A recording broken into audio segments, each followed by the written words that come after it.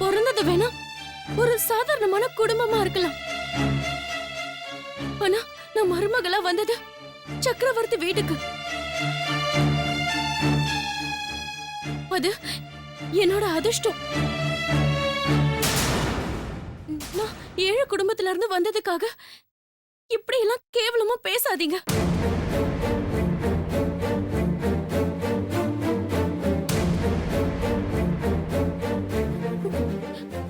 இந்த குடும்பத்துல உள்ளவங்க மேல நான் அன்பு காட்டினதும் அவங்க ஏன் மேல காட்டின அன்பும் முழுக்க முழுக்க உண்மையானது. ஆனா நீங்க என் மேல அபாண்டமா குற்றம் சொல்றீங்க.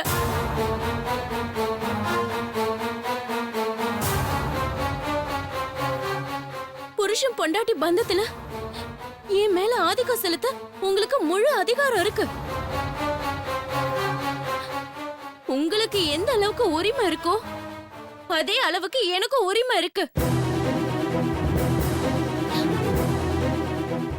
நீங்க ரொம்ப பேசி என்னோட மனசை நோக்கடிச்சிட்டீங்க. நான் இவ்வளவு காலமா உங்களோட இருந்து உங்களோட இன்பம் துன்பம் கோவம் வெறுப்பு எல்லாத்துலயும் பங்கு போட்டு பொறுமையா வாழ்ந்துட்டு இருந்தேன்.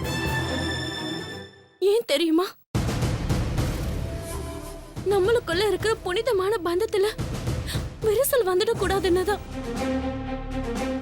நீங்க இவ்ளோ பேசியும் நான் அமைதியா இருக்கேன். ஆனா நீங்க நம்ம உறவை கொச்சப்படுத்தி பேசிட்டீங்க.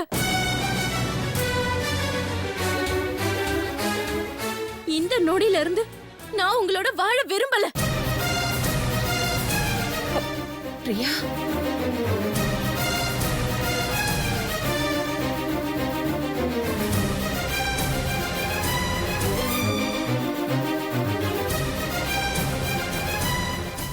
இப்ப நீங்க ரெண்டு பேருமே பேசாம இருக்கீங்களா?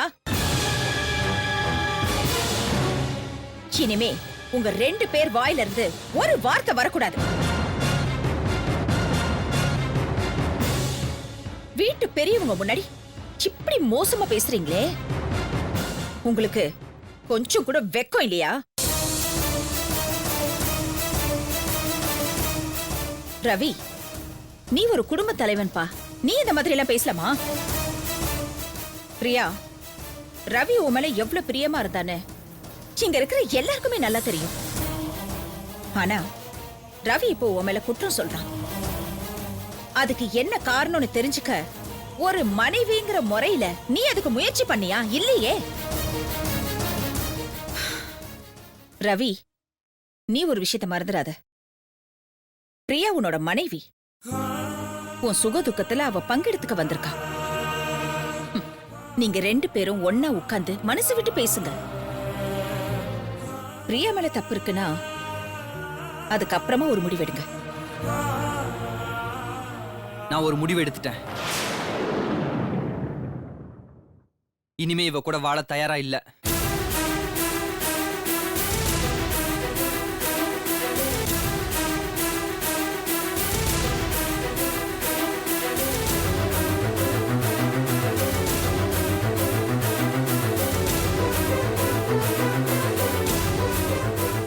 நான் இவளுக்கு விவாகரத்து கொடுக்கணும்னு முடிவு பண்ணிட்டேன்.